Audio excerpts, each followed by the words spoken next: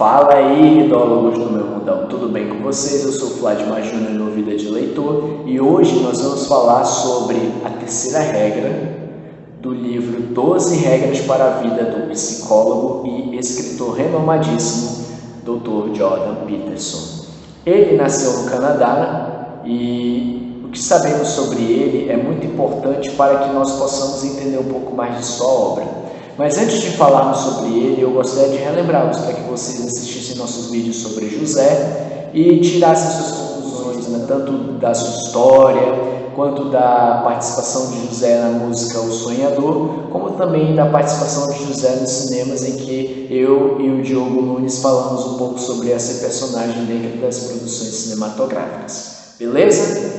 Voltando a falar um pouco do nosso assunto do vídeo, o Jordan Peterson nasceu no Canadá e é um escritor muito conhecido nos dias atuais, pois seus vídeos no YouTube alcançam milhares e milhares de pessoas, com milhões e milhões de visualizações. Ele é uma das personalidades mais famosas do mundo e, inclusive, não só influenciou muitas pessoas, como também as suas próprias influências lhe dão uma caracterização de um pensador muito respeitado, pois ele foi influenciado por Carl Jung, foi influenciado por Sigmund Freud, foi influenciado por Friedrich Nietzsche, foi influenciado também por Northrop Frye e outros pensadores também que fizeram e têm o seu grau de influência ao longo da história.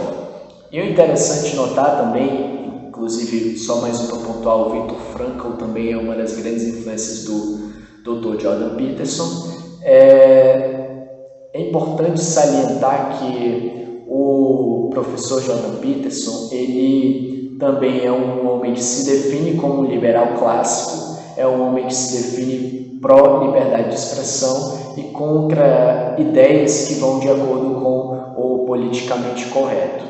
Interessante também falarmos que ele, ao longo de sua vida, ficou conhecido por um episódio que lhe deu muita fama no mundo, que foi o episódio de sua oposição contra um projeto que obrigava o tratamento das pessoas pelo seu nome social no Canadá. E por ele fazer oposição a esse projeto, ele ficou muito conhecido. Ele também já deu aulas em 3 universidades, inclusive a terceira ele leciona atualmente. Já deu aula de 1985 a 1993 na Universidade McGill, 1993 a 1998 na renomadíssima Universidade de Harvard e de 98 aos dias atuais ele tem dado aula na Universidade de Toronto. O interessante também sobre ele é que ele já escreveu 3 livros, além do 12 Regras para a Vida. O livro The Maps of Meaning, Mapas do Significado, escreveu também o Além da Ordem, mais 12 Regras para a Vida, além do 12 Regras para a Vida que já mencionamos.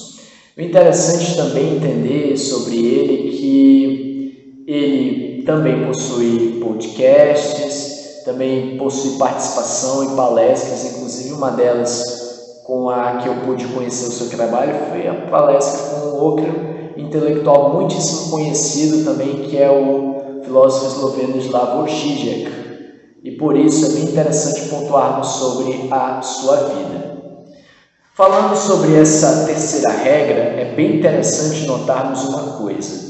A terceira regra diz exatamente a seguinte frase: seja amigo de pessoas que querem o melhor para você. Ou seja, o Jordan aqui vai dar uma significação ao conceito de amizade. O Dr. Jordan vai nos fazer entender como ele pensa essa questão.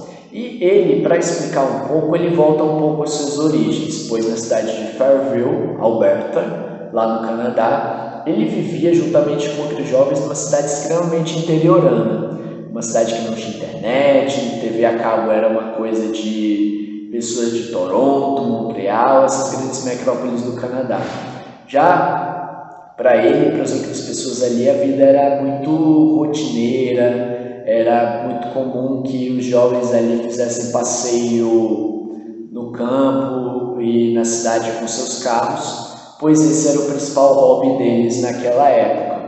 O interessante é que ele, ao voltar em suas origens, ele examina 2 pessoas que passaram na sua fase da juventude. Um deles ele nomeia de Chris. Inclusive sobre o Chris falaremos um pouco sobre ele em um vídeo posterior, pois há uma carta em que ele menciona esse Chris no livro Mapas do Significado. Falaremos um dia sobre essa carta.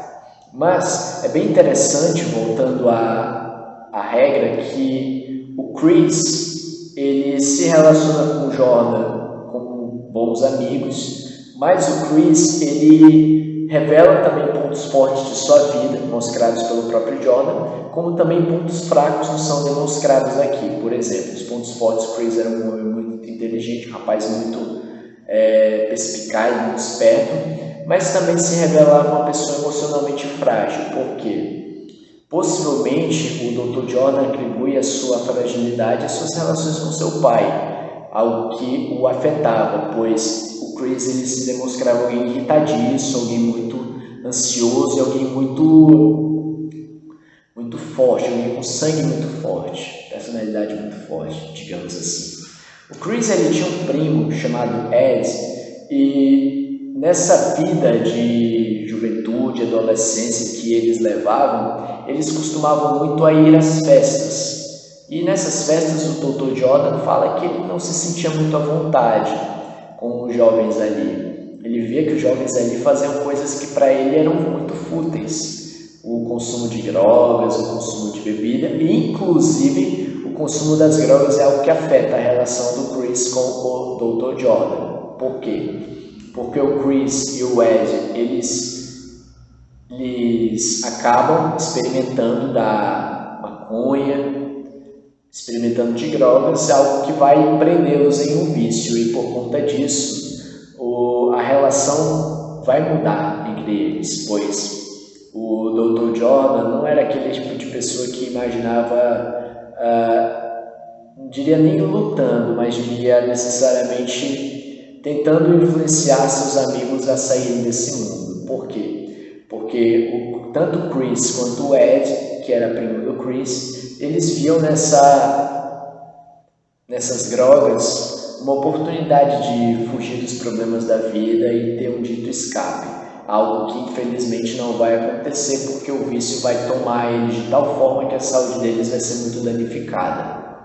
Inclusive o Dr. Jordan conta que os anos passam, e com a passagem dos anos o Dr. Jordan casa com uma moça que inclusive ele conheceu nessas festas ao longo de sua juventude, e anos depois ele se reencontra com o Chris e com o Ed e fala um pouco com eles para saber como é que eles estavam, como é que eles tinham passado o tempo. Inclusive, em um desses momentos, o Ed acaba trazendo um amigo, e esse amigo ele se revelava uma pessoa tão desequilibrada quanto o próprio Ed.